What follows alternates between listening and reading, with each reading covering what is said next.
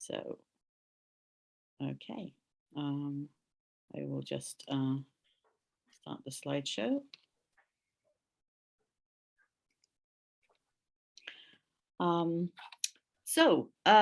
Today we're going to talk about the quite thorny issues of copyright and licensing and open access journals. This is something that's really important, and that we see a lot of publishers getting this wrong when applying to DOAJ. So it's quite complicated, and I suspect there'll be lots of questions. So if you don't get a chance to ask during the session, then please do ask me later on. So we're going to talk about the importance of copyright and licensing. What are the DOAJ criteria for both of these, and then a little bit more about copyright and some of the things that we see in applications where copyright and licensing are, the terms of them are incompatible in publisher policies, and hopefully how you can help avoid this with your own journals. So first of all, why are they important? So copyright is really important because when you create a work, you as the owner automatically have exclusive copyright of that work. And you can use copyright to protect the work against unauthorized use. So this is what you often see where copyright is used so that a work can't be used without permission of the owner. But in open access, the owners can share the rights, and they can give a set of rights to users where they can use that work without having to ask you for permission. And these rights are shared using a license. So what's important to remember is that just because something's free doesn't mean that it's open access.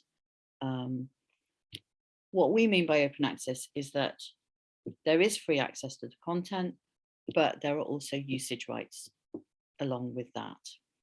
And you use the licensing to tell people what their rights are. So you can inform the readers how they can reuse the content. You can inform the readers of reuse that's not allowed. And having a license protects both the author and the journal against unauthorized use of that content. So I'll start off with licensing because that's easier than copyright, to be fair.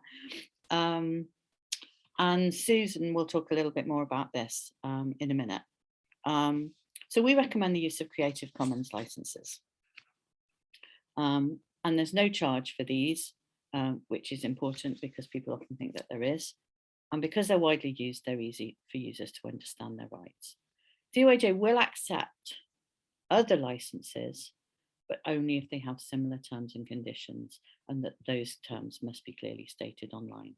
So I won't talk about the Creative Commons licenses because Susan will do that later. So I'll skate over this slide with the different licenses on it.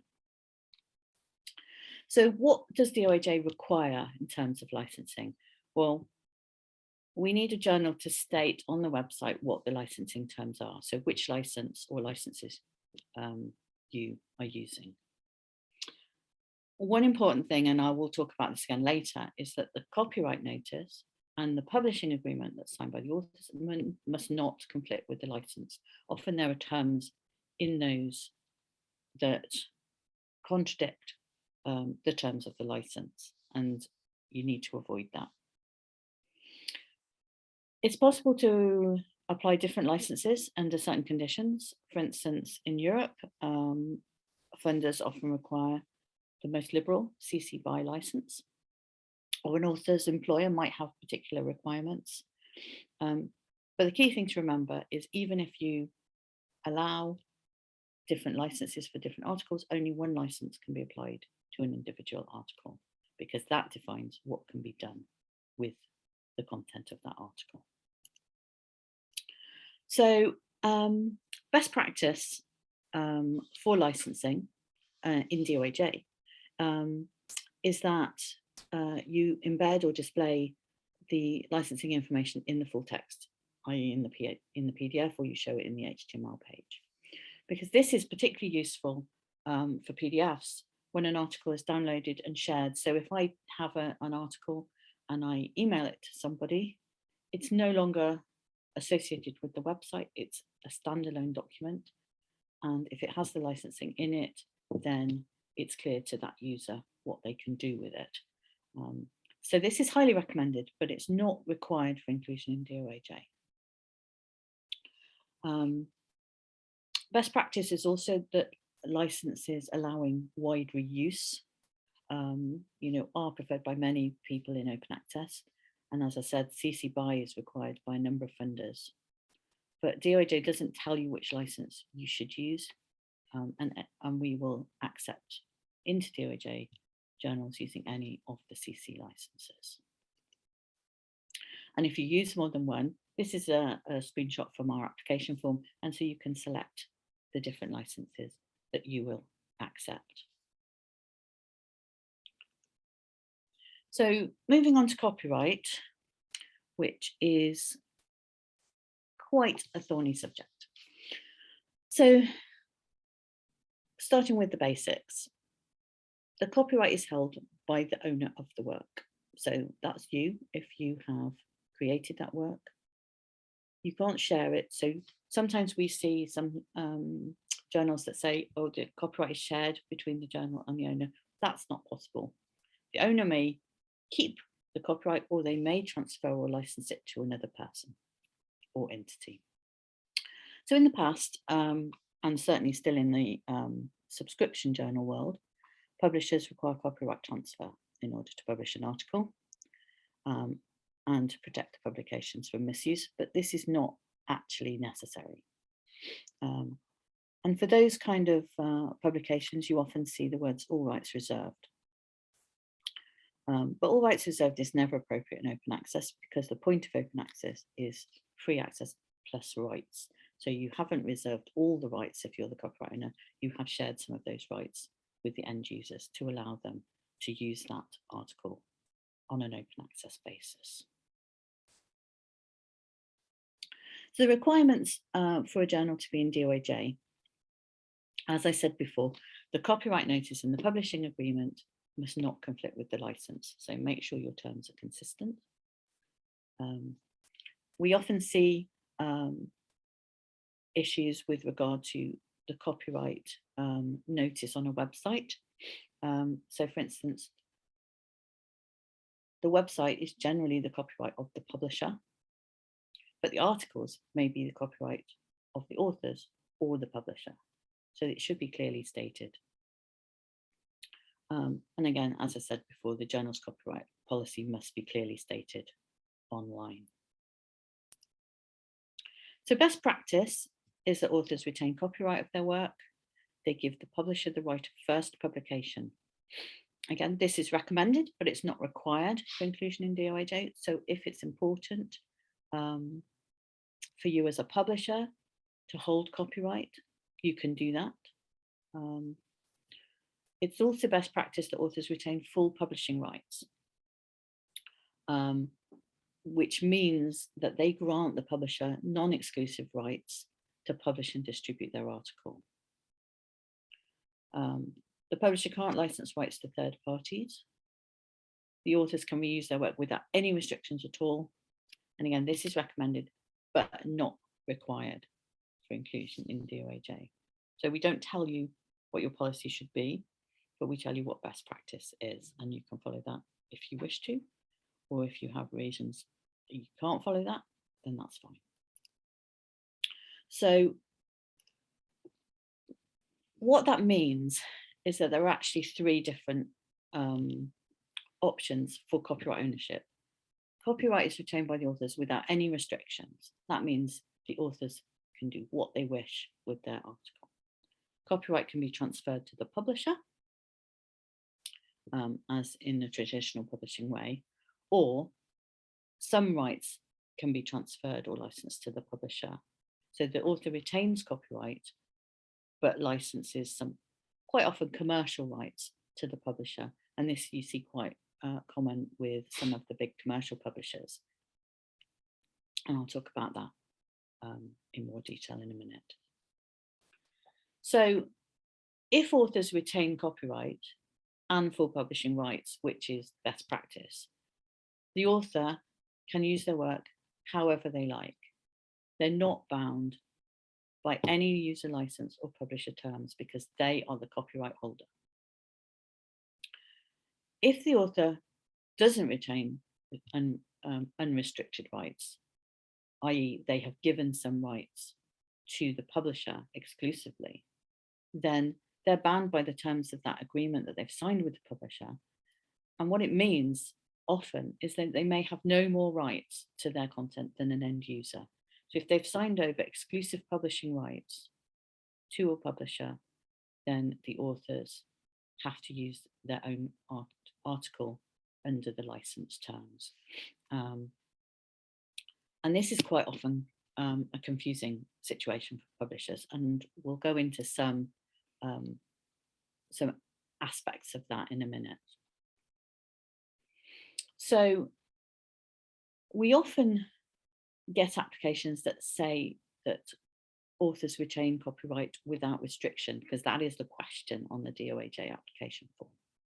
And they answer it yes, but the author has given exclusive publishing rights to the publisher, or they have granted exclusive commercial rights. What this means is that the copyright is retained by the author, but they no longer retain full rights. So you have to answer no to that question on the DOAJ form. So I think that is one of the key things to remember. Copyright and licensing are often confused. People think that they are the same thing, but they are not. You use them together to specify the ownership of the content, which is the copyright, and the usage rights, which is the licensing. So remember, the copyright holder isn't bound by the terms of the license. The copyright holder is the person who gives the license to the users of the work. So to take some examples of this, so if copyright is held by the author without any restrictions, what that means is that the license that's applied to that content, that license applies both to the readers and to the publisher of that content, because the author is the one who has all the rights.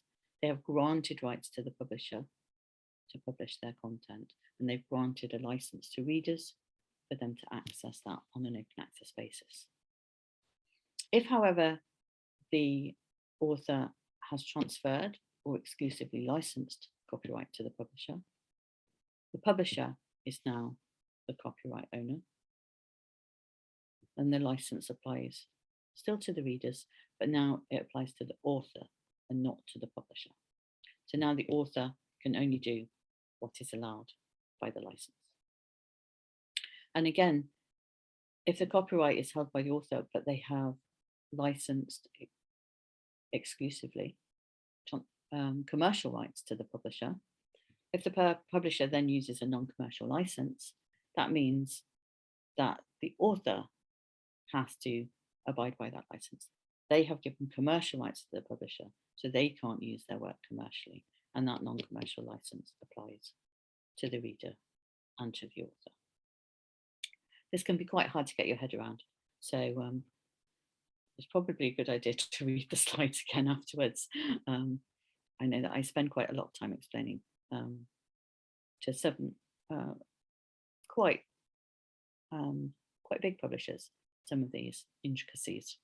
And this leads us to talking about the incompatibilities we often see between copyright and licensing policies in applications that come in from a wide variety of publishers across the world.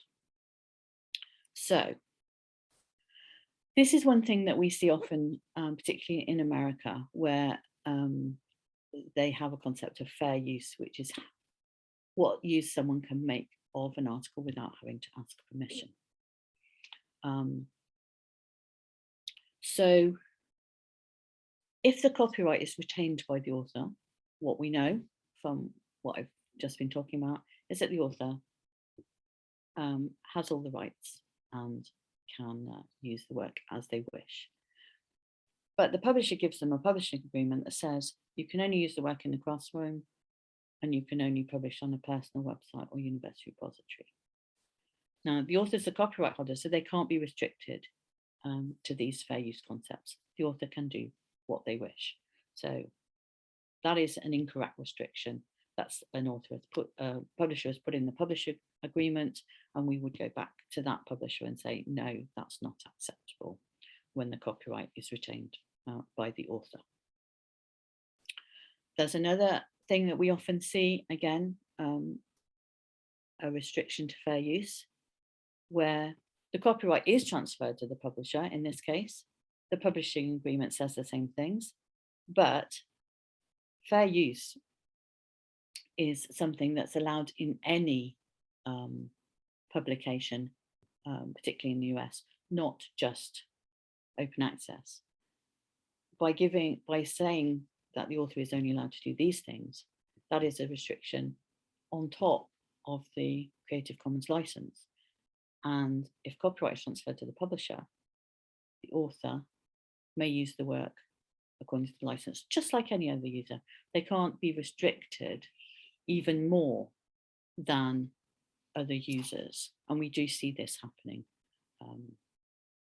Sometimes publishing agreements restrict authors in ways that are much more restrictive than the users, and that is, unfair and is not permitted in open access. Sometimes we'll get an agreement where the publisher says the author can't publish the article in another journal, either at all without publication or without asking for permission. But if the copyright is retained by the author, this restriction can't be imposed by the publisher, because under open access, they can republish. Of course, you have to acknowledge where the article was first published, but they can't put that restriction on the author. And in fact, I saw a restriction like that only this week, where there was an embargo of a year before the author could publish again, republish that paper somewhere else.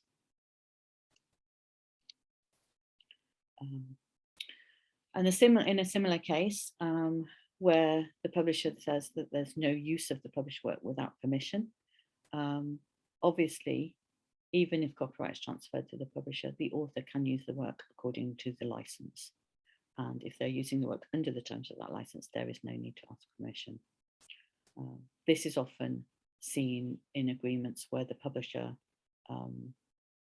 also publishes or has published subscription journals that have very limited reuse rights for authors. Again, a restriction in this time to non-commercial use. If the author retains rights,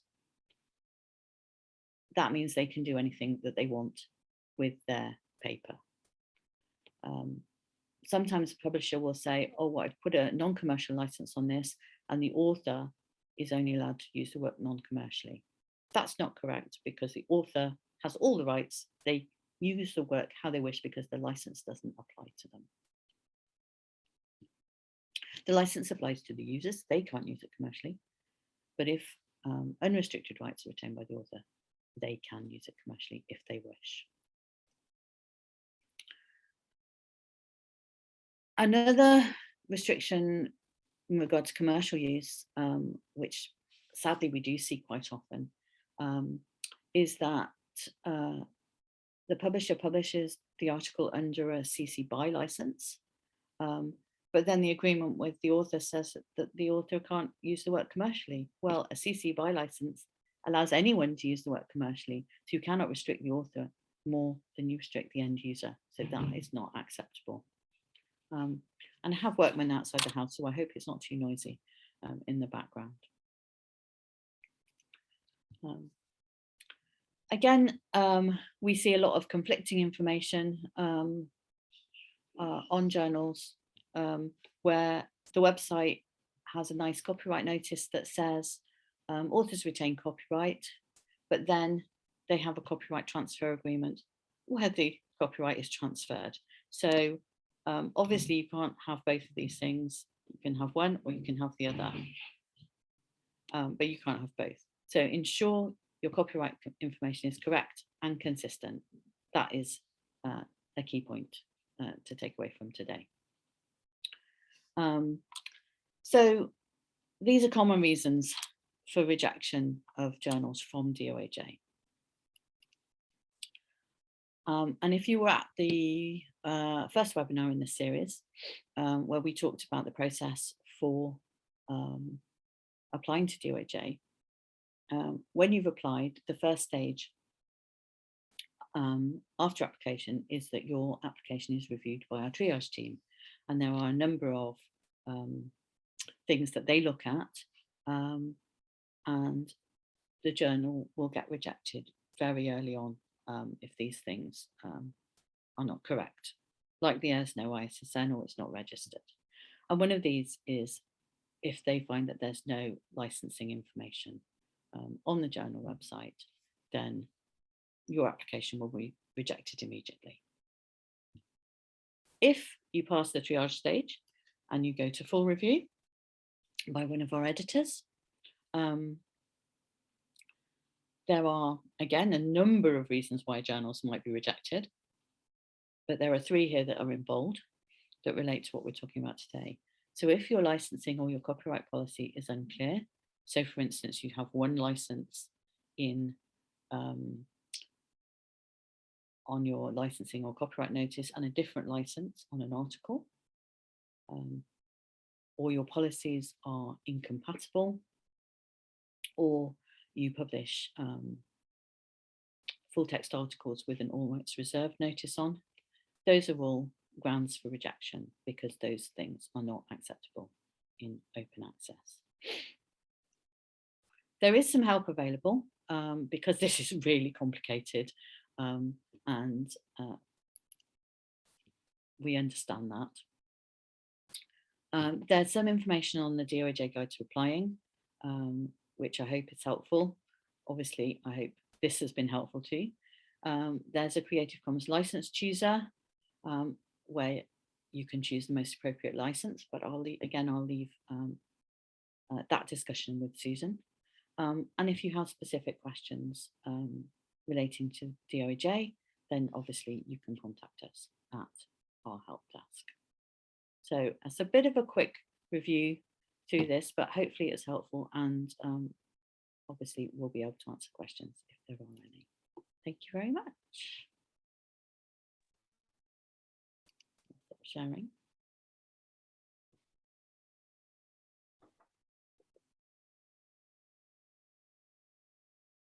So Sue, shall I? I'm going to, thanks. Yeah, sorry, Judith. I wasn't quite sure if somebody was going to jump in as a moderator or not. Hello, everybody. I am Susan from African Journals Online. I'm going to be talking quite briefly today about Creative Commons licenses in particular. So I'm going to be switching between some slides and also the internet. So I hope that works out okay for everybody. So for those who aren't completely familiar with us, we are a non-profit organization. We have been working since 1998, started off by another non-profit organization in Oxford in the UK, but run out of Africa since 2005. So basically, as an organization working to make African research more visible and accessible to other Africans and to the rest of the world, we actually predate open access. So we had to learn as we went as well. At the moment, we provide free host to 557 journals of all publishing models. So we're over half open access, but we include subscription-based journals as well. Interestingly, this allows for a transition which often occurs between journals applying to us for inclusion online. They don't have sufficient resources to have their own website, perhaps. So they move from print only to online through African Journals Online, and subscription-based because that's how they needed to operate to cover the costs of printing. being online through AJOL and AJOL absorbing those costs can allow journals to move to open access. And so that is often the trajectory of what happens with our journal partners. So this is just a slide on all of the different advantages of a journal successfully applying to AJOL. Like the Directory of Open Access Journals, we do have some inclusion criteria, and we also work to help journals improve continuously their publishing practices and standards. And we work with standalone journals, professionally published journals, a whole different range of different types of journals, as well as having partnerships around the world. Now, you may want to ask, why do open access journals need licenses? And this is a question we obviously asked ourselves when this started becoming more and more of an issue as the journals and AJOL had to start accommodating and understanding these issues regarding copyright and licenses. There's one particularly important tool for a journal editorial board that's to be missing quite a lot of the time in the journals that are standalone journals or published by scholarly associations, where the entire editorial board is made up of subject experts in I don't know, tick control on cattle, rather than publishing experts or lawyers. So the tool that I'm looking up to, the thing that seems to be missing in a lot of the publication processes in these journals is the formal agreement between the journal, you use and publisher interchangeably, those two terms at the moment, and the author. So when Judith was talking about an agreement, this is what was meant, the agreement between the journal and the author that defines the nature of the copyright exchange or ownership rights in that case. And here I have included a link, as you will see on this slide, which will be shared after the webinar. And this is a link to and here I'm going to switch to see this. This is a from the handbook for journal editors that was put together by our founding organization in that. And it relates to license for publication instead of copyright assignment. So just briefly, copyright, open access, and permission to reuse. And it just has a quite easy to understand and adapt resource there that journals are able to then use. But the second type, and most importantly, of license that I'm talking about in this particular presentation is the Creative Commons licenses that AJOL encourages our journal partners to use. When journals first decided on AJOL to go open access, said, yes, go ahead and remove our subscription explanation and our charges and make all of our content free online. And that's great. But as Judith mentioned, as open access has matured and the definitions of it have changed and become concretized, that just being free online is not the same thing as open access. So we were in a position then of being contacted by a librarian on the other side of the world saying, okay, I found this fabulous article. One of our lecturers wants to include it in her course materials, but I'm not sure if we're legally allowed to do that. So a license tells the users what they are allowed to do with that open access article. For journals then, and I'm just going to leave it in this view. That's okay, because it's easier to switch between the slides and the internet. I'm just going to be assuming that we are dealing with this type of situation that Judith mentioned, where, as you can see, the copyright is still retained by the authors, and it says so on the first page of this article that I'm just using as an example. It's an open access. It's licensed. It's got its licensing statement over here. So in this instance, the journal then, in accordance with the agreement, the publishing agreement with the authors, has a Creative Commons license. And in order for an editorial board of a journal to decide which Creative Commons license is most appropriate for the journal to choose, they provide a tool, as Judith mentioned. And this tool, they've actually got a new version out for testing. I'm going to just open that and show you what that looks like. So the Creative Commons licenses, by the way, have been put together. It's a non-profit entity in its own right. It's been put together by lawyers around the world, so it's really rigorous and reliable. And it's not just for scholarly research, information, and educational resources. It's for all sorts of different types of things on the internet, photographs and artistic creations. But obviously, in our case, we're talking about Creative Commons licenses for articles and for journals. So this is their beta version, that a tool that very easily assists a journal and also how to explain to your authors how Creative Commons license works. You can just go through this and click on first. Do you know what license you need? So we're going to say no. I have no idea what Creative Commons license I need. So then you go next. Do you want attribution for your work? And naturally, the answer for that is yes. Researchers, authors are going to want proper attribution, and so will the journal, whatever your agreement, your publishing agreement with the author is. Next, do you want others? Do you want to allow others to use your work commercially? In this instance, I'm going to say no. I'm pretending to be a journal, and I'm wanting, out of an ethos of building up open science, to have this content free for use. I don't want somebody in another country putting together articles out of this journal and then selling it. That kind of defeats the object. I'm just going to say no, others cannot use my work for commercial purposes. Next. Do you want to allow others to remix, adapt, or build upon your work? And in this case, again, with my commitment to open science and open research, I'm going to say yes. I would like the articles to be useful and used in course materials and so on.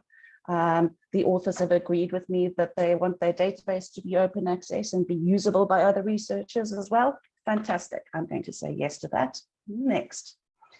As I'm making all of these decisions on the left here, you will see that some changes happen. I'm sorry, Sue, it looks like we're still seeing your slides, and you might be sharing another screen. I'm sorry about that. Perhaps stop sharing and start again, because I wasn't sure whether it's my slow internet or apologies. Then colleagues were saying that.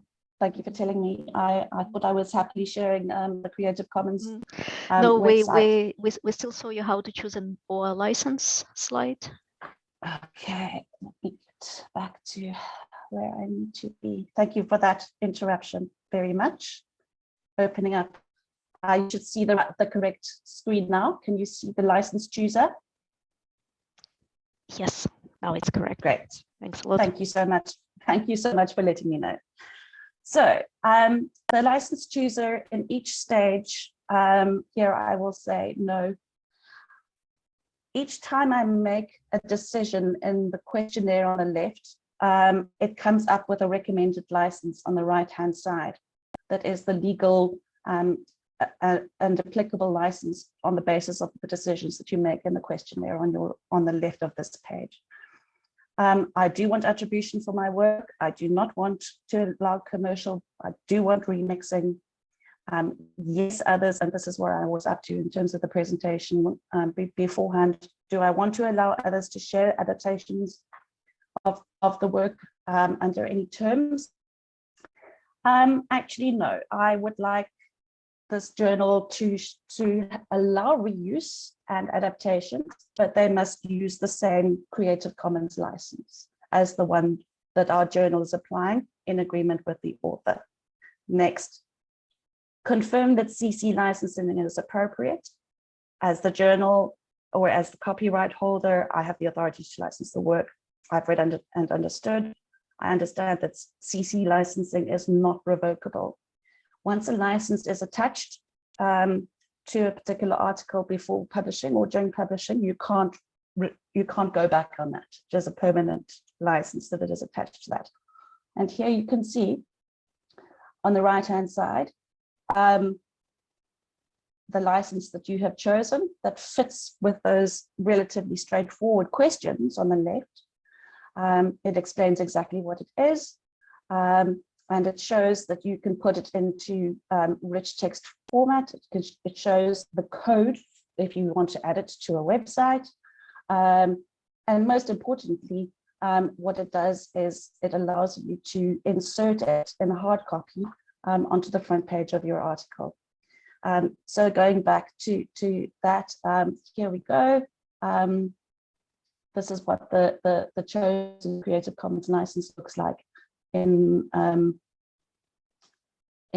article that has already been published once you've gone through that process of choosing. So going back to my slides now, hopefully. There you go. So you'll see that these requirements in this process fits perfectly with the inclusion criteria for African Journals Online and for the Directory of Open Access Journals. In fact, for the Directory of Open Access Journals seal of quality, the license type must be one of these four. We've just gone through how to go about choosing one of those. The license information displayed in the full text article formats. We showed you that now. And ideally, and this is best practice, authors must retain unrestricted copyright and all publishing rights when publishing under any license permitted by the journal. So I'm trying to, for the sake of leaving time for questions, because the copyright section is particularly complicated. Thank you so much for inclusion in this webinar. Thank you for CEDA's support financially to enable us to do our work. An email address for AJOL is included on these slides.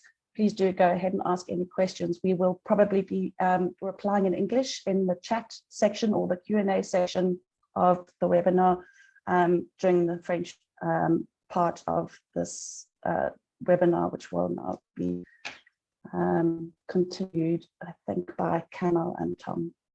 Thanks so much.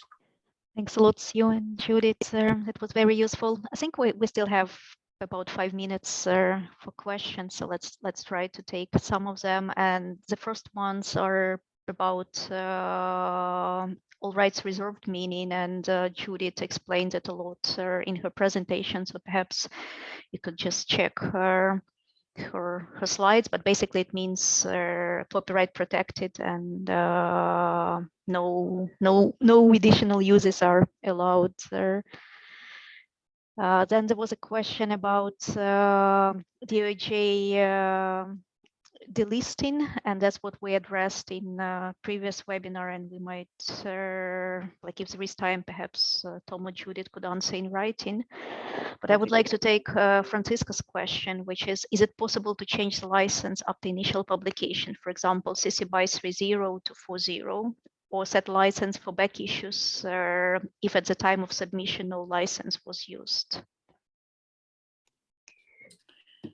That's a really good question. Yes, it is possible to update license. For instance, CC BY 3 to CC BY 4 is just an upgrade of the same license. So you can start moving. You can start using version 4 even if you were using version 3 in the past. You can certainly set a license for back issues if there was no license on them before. One thing we do see people often doing is changing a license. So they have been using, say, a non-commercial, no derivatives license, and they want to move to a license that's more permissive. So, you can publish using one license, and then you can move to using another license. And DOAJ is quite happy for you to do that, as long as you say in your licensing information on the website that we use this license up until, say, the end of 2021, and in 2022 onwards we are using this different license. So then it's clear for people going to your website that there's one license used in the past and another one used in the future. Thanks a lot. Bassem is asking, when a non-exclusive copyright is held by a publisher, is this considered a transfer of copyright, or is the copyright still held by the author? So if author is a copyright holder, then author remains a copyright holder and there is no copyright transfer. So non-exclusive copyright doesn't mean that copyright ownership changes.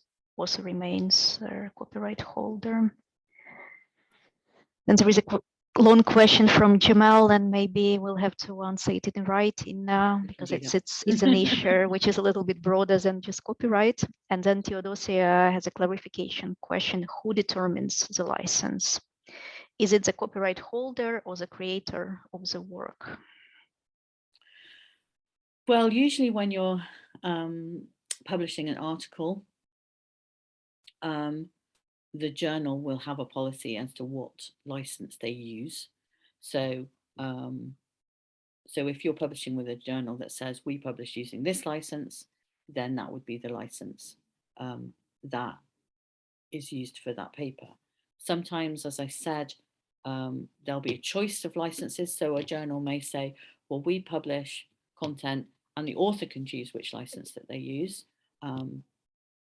Other point is that if you're being funded by somebody for the work that you've done to write that paper, then the funder may have a requirement for which license. So it's it can be different answers depending on the circumstance. Thank you. And we will email slides and recording link to everyone, so no worries about that. An interesting question, can both author and publisher hold the copyright? No.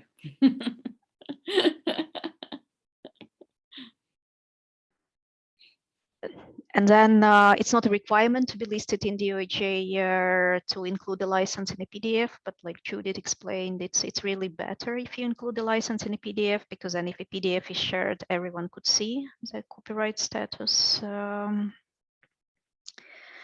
Yeah. And there is a question from David about no derivatives, but I don't know, maybe you could clarify which aspect of no derivatives you mean, and then perhaps we could answer that in writing. And looks like Sue is already typing. Thanks a lot.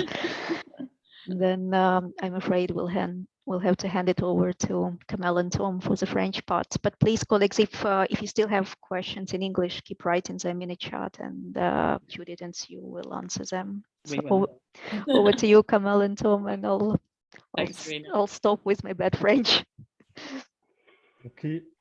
Merci, Irena. Donc, nous allons continuer notre deuxième partie de webinaire donc, sur les droits d'auteur et les licences dans les revues en libre accès, les revues africaines éditées par les éditeurs et les publishers africains. Donc, nous allons donner la parole à Tom Oliouge, c'est le rédacteur en chef de DOAJ, le Directory of Open Access Journal, donc il va nous parler donc sur les droits d'auteur et les licences dans les revues en libre accès. Donc voilà, Tom, la parole à vous pour donner le plus de détails concernant les droits d'auteur et les licences dans les revues en libre accès. Merci. Merci beaucoup pour cette invitation et introduction. Je vais parler sur tout ce qu'il est dit en anglais déjà, mais peut-être c'est mieux pour les